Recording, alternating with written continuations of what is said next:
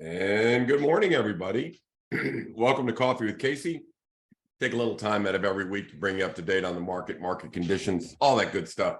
So spring is sprung, right? We're into the third week of March. So how's the market doing?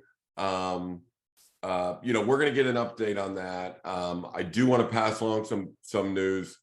Wes Foster died from Long and Foster. Hank Long and Wes Foster started Long and Foster long ago, probably in the 60s.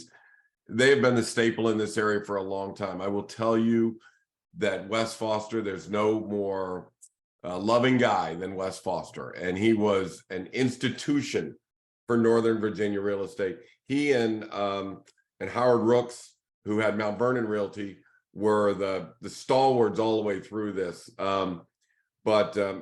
Mount Vernon got bought out and we lost him, but we lost an icon in Northern Virginia real estate in Wes Foster, and he had a great vision. And this week came news that not only he had passed away, but before that, news that Long and Foster had fired Boomer Foster, who's the nephew of Wes. And the number two guy, so number one and number two guy were out at Long and Foster. Now, if you watch Coffee with Casey, you're going to kind of know why here in a minute, and I'll refresh your memory.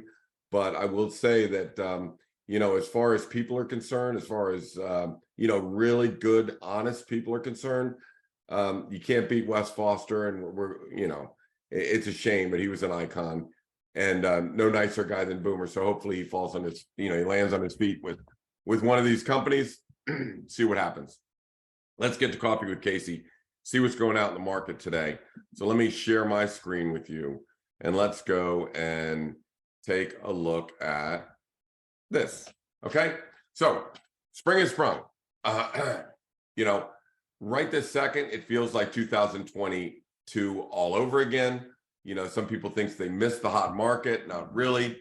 The market is still there. Every house we're putting on is selling quickly. The first weekend, every house is receiving bids. We've had no home inspections. So it's not as wild as 2022, but it's pretty close. So I'm going to start talking about why it's staying in, and the other shoe has not dropped, right? So in order for us to have a recession or a collapse in the real estate market, really both shoes have to drop. Okay, first shoe is interest rates. Interest rates drive values. There's no doubt about it. If you were paying $4,500 for let's say $1 million house, now you're paying $7,500 for the same $1 million house. Interest rates have gone up. Now's the time for everybody to turn to 7 and 10-year ARMs. And let me explain this. A 7 and 10-year ARM means the interest rate payment is fixed for 7 years. So if you go from 6.5 to 6, that means you save half a point for 7 years. Doesn't move. Now, after the 7th year, then it will start moving. So most people are going to the adjustable rate mortgages. Anybody that blames them for the collapse of 2008 is wrong. That is what people go to when interest rates go up. You go to a 7-year ARM or a 5-year ARM, lock in your payment for 5 years, let us go into the recession, which is coming, and that's where the other shoe drops. And then you refinance when the thing. So the story of the spring is, marry the house, date the rate. We're only going to be with the rate for a short period of time. And that's the way you have to go after it. Still in a buyer's market, we're going to talk about it. But the other shoe, the first shoe is interest rates go up. The next shoe that makes the market collapse or get really soft is when inventory goes up. And you're going to see that that shoe is tightly tied on the foot, is not going anywhere for at least the foreseen future. We'll talk about that here in a second. So big news at Long and Foster. The head management team was fired. If you saw this chart and people were like, wow, that's a real shock, not to my listeners or not to anybody that's seen that chart. This is market share of the real estate companies. We talked about this a couple Coffee with Casey's ago, in that there's the different models that people have. So the Samson Property model is working obviously very well because that's the percentage of market share they have, and here's everybody else. And the reason for that is Samson Properties' model is to not take commissions from the agent, allow the agent to pass on lower commission rates to the sellers. They make their money because they have a kick-ass title company. Cardinal Title is awesome and everybody uses them. We love them. A mortgage company is First Heritage, one of the top 5 lenders in town, and everybody loves them too. So they're getting a ton of business on both the ancillary businesses, and they don't need to charge us money. Therefore, we can pass the savings on to the sellers. Now, all of the companies you see down here, whether it's Long and Foster, this is Long and Foster's line, right? And basically, they have a business model. They can't change it. You got to dance with what brung you. That's what made them #1. You got to stay with it. But things are changing, right? So a company actually comes along and says, okay, we're not going to charge our agents commission. We're going to let them keep all the commission. They can offer better rates to the sellers. And there you go. Now down here, you have Compass. Compass's business model: buy the agents from Long and Foster, give them a ton of money up front, kind of like the Live golf tour. Give them a ton of money up front to come work with you, but they still have to pay that back through every commission. So they can't offer less commissions because they're paying a portion of their money back to Compass. Same with Keller Williams, same with all these other models that you see down here that are all kind of stuck. All of these models, real estate models, a portion of the money goes to the broker. And the agent's not paying the broker, sellers are paying the broker. And so they have to pay higher commission rates. Now, each one of these companies teaches their agents to say, you get what you pay for, discount rate is discount service, which is a bunch of bull. I mean, that's absolutely 100% incorrect. And that's why the market share is here. These companies can deny it all they want. That chart says it all. So it does not surprise me that Boomer, as nice as he is, as great a guy as he is, they had to look at this and go, oh my God, we're losing market share and we're losing it bad. So let's talk about the other shoe. The other shoe is inventory. When inventory comes on the market, that's when the market gets really, really soft, right? No more multi-contracts, no more waiving home inspections, no more waiving contingencies, right? We've got buyers that are out there that have families that are growing. They need more space. They need more room. They need a house. Well, there's the inventory. In the first 3 weeks of March, right? So back in 2019, 78 homes came on the market in Vienna in that time period, in the 3 weeks of March. That's how many came on this one. So you can see the clear deterioration of the inventory. Now, why is that? Well, people don't want to sell a house and move up because they're going to lose a 2.5% interest rate and have to get a 5.5% interest rate, and they don't want to make that move. That's why that move up market, it's just not happening, right? These are people that, the people that are putting on mark, death, divorce, downsizing, or took a job in another town, they got to go. So that's basically just the have-tos are selling, and the have-tos are buying, and the have-to buyers are outweighing the have-to sellers. So as long as the inventory is low, look at Fairfax County. It was 820, now it's 511, right? These guys were up in the 280, 300s. Now they're at 200. That's Loudoun County. Here's Prince William County. It was at 400. It's now at 250. Now Arlington, a little different market. You can see they were bouncing between 100 and 90, 100. Now they're at 65. So, you know, is the inventory there? No. Is that why the market is still strong? Yes. When the inventory comes, the market will get weak? Yes. Sellers, if you're going to put your house on the market, you want to put it on now as fast as you can, because here's what happens.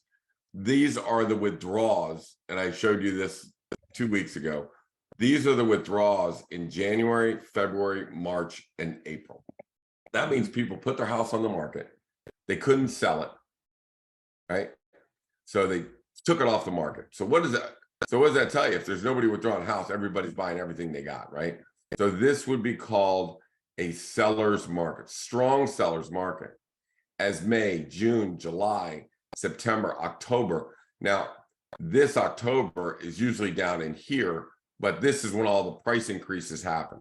So what happens is the market's going like this, and then all of a sudden the market stops and people price their house up here, when really if they recognize by watching Coffee with Casey that the market has either flattened or is starting to work its way down, you need to price accordingly, right? So a lot of people just rode the pony. I was at I'm selling a horse farm, gonna be out in the plains, and they had some realtors out there, and I said, well, what do the realtors say it's worth? I said, the realtors won't give us a number of what the land is worth. Is it 3.5? Is it 4.5? It's on the market for 8.5. So a realtor put it on the market for 8.5. They said, well, they won't tell us what it's worth. It's like, well, I can tell you exactly what it's worth, right? It's worth 3.5 plus the delta between how valuable our buildings are versus their buildings.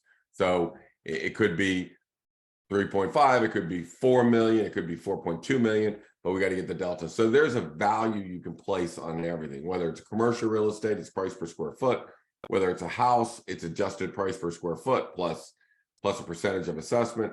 On new homes, it's the adjusted price per square foot is what new homes are. So you see, whatever you're looking at, horse farm, price per acre, new home, price per square foot, lot prices here in Vienna or wherever it is, how big is the house that you can put on it? What does the finished product sell for?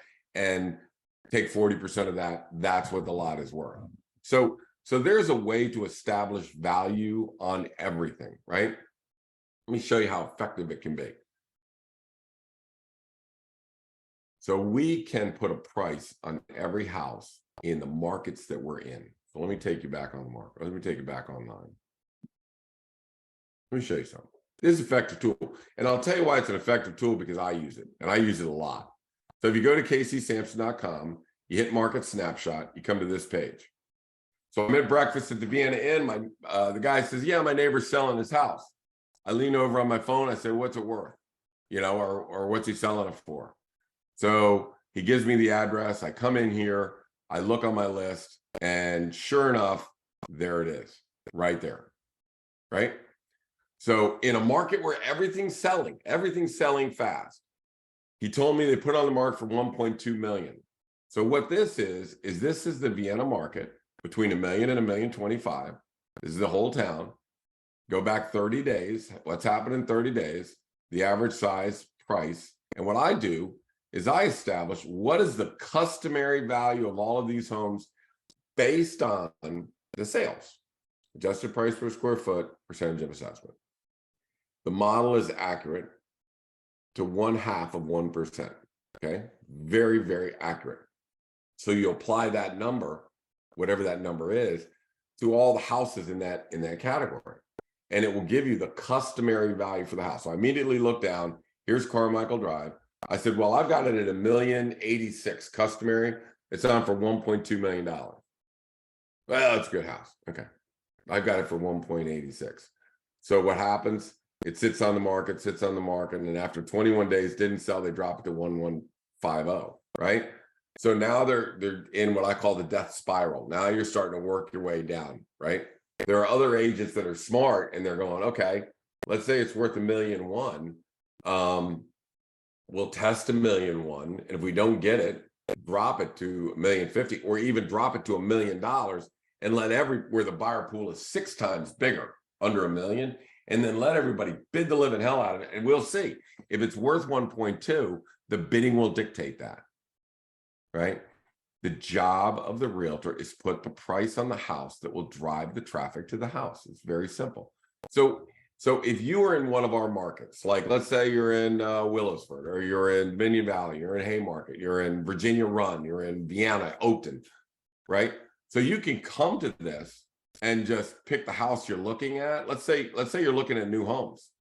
I'm looking at a new home between 1.75 million and $2 million. There they all are, right? Now here's the customary value of each one of these houses. And this will tell you, is that house underpriced or overpriced? Now, I don't mean to be a chump about this, but these are all active, coming soon, active, right?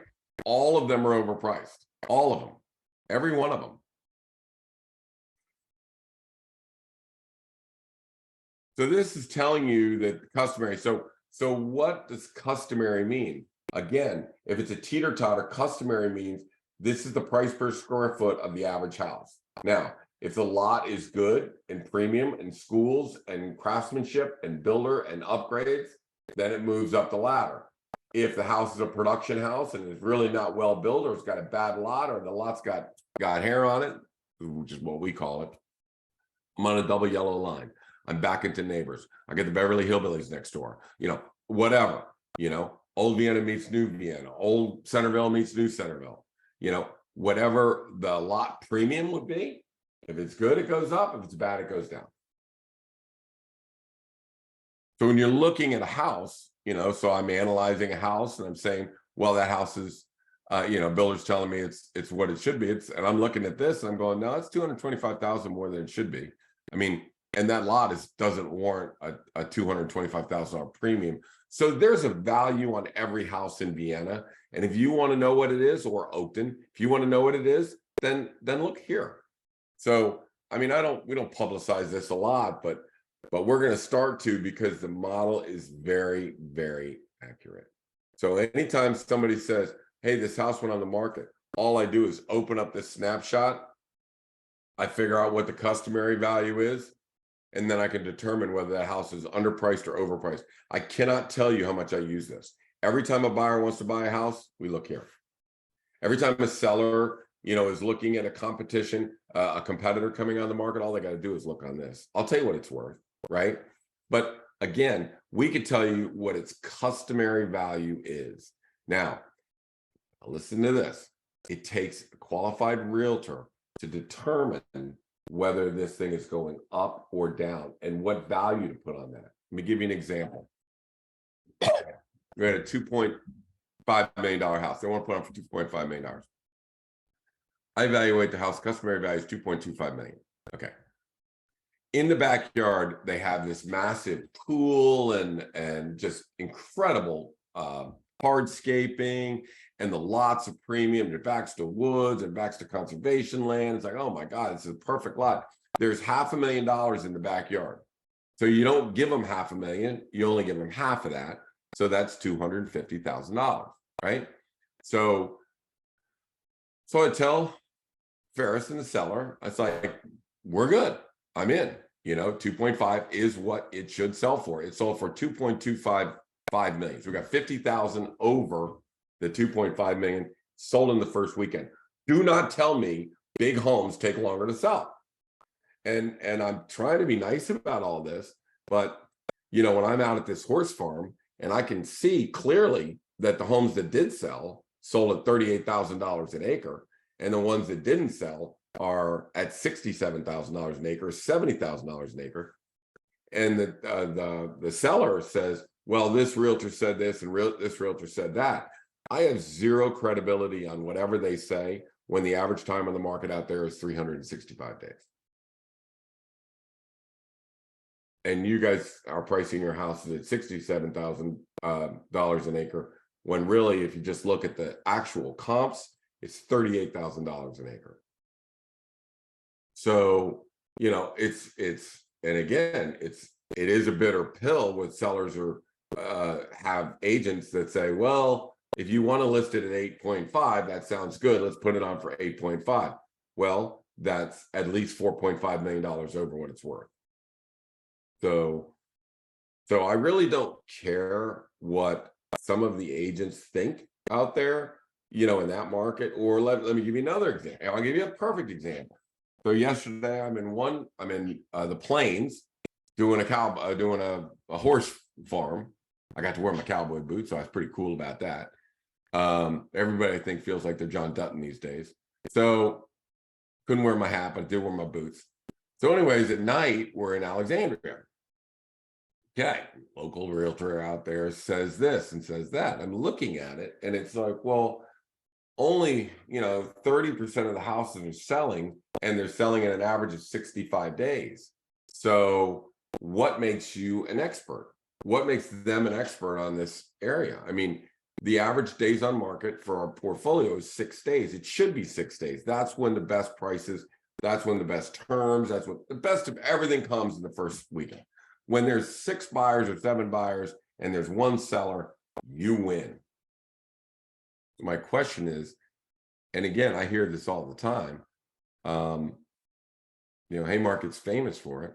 The agents said this, well, they listed 12 houses and not one of them sold. So, I authenticate what people say, and I respect some people, but a seller is relying and they're putting $100,000 at risk, and a realtor will tell them the wrong thing and they leave the house on the market for 75 days, 65 days. They leave the horse farm on the market for 365 days.